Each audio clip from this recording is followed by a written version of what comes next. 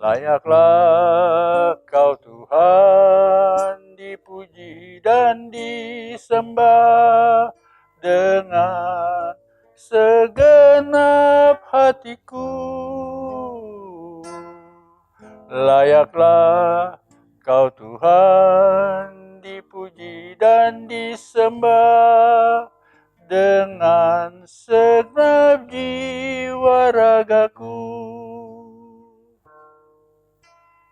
Dengan segenap jiwa ragaku.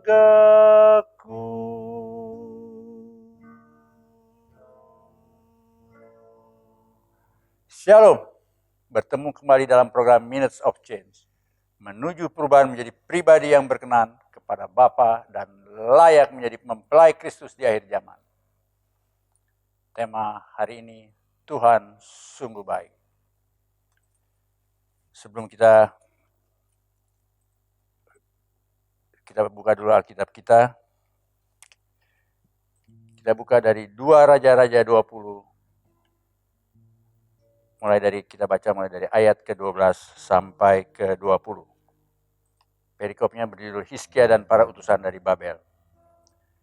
Pada waktu itu Merodak dan Baladan bin Baladan Raja Babel menyuruh orang membawa surat dan pemberian kepada Hizkia. Sebab telah didengarnya bahwa Hizkia sakit tadinya. Hizkia bersukacita atas kedatangan mereka.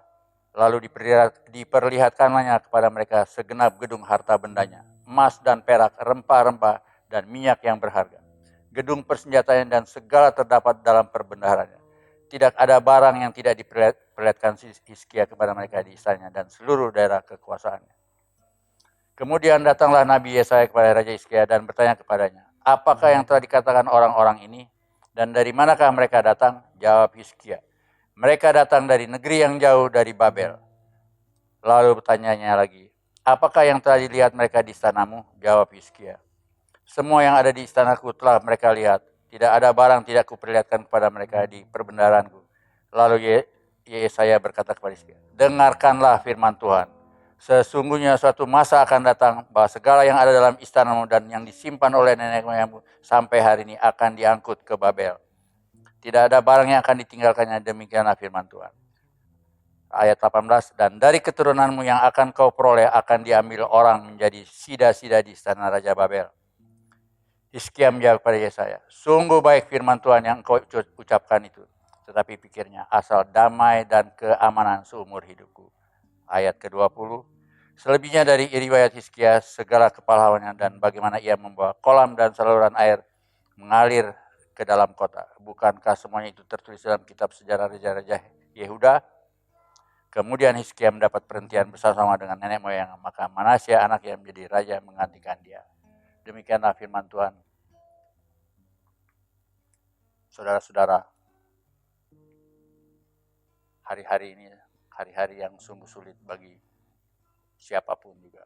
Kita menghadapi hal-hal yang harus kita hadapi walaupun itu sulit.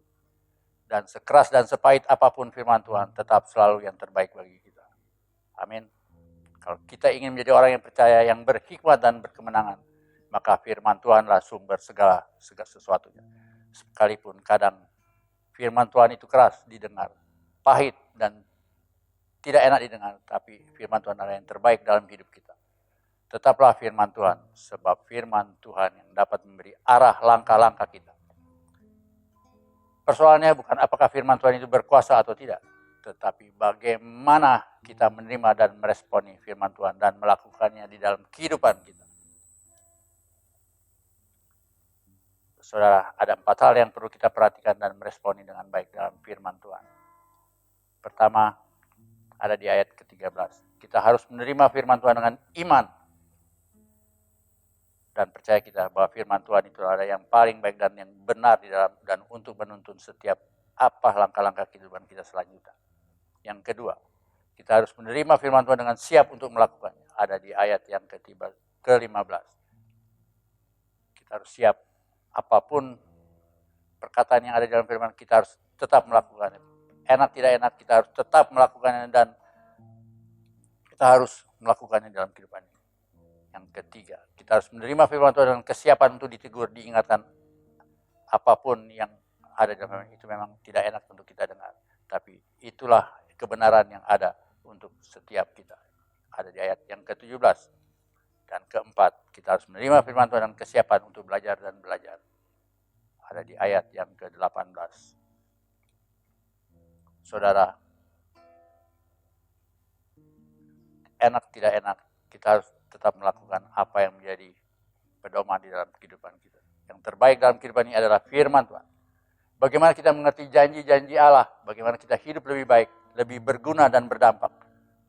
Firman Tuhan adalah jawabannya. Pegang dan lakukan firman Tuhan, maka jalan hidup kita akan penuh perkenanan Tuhan.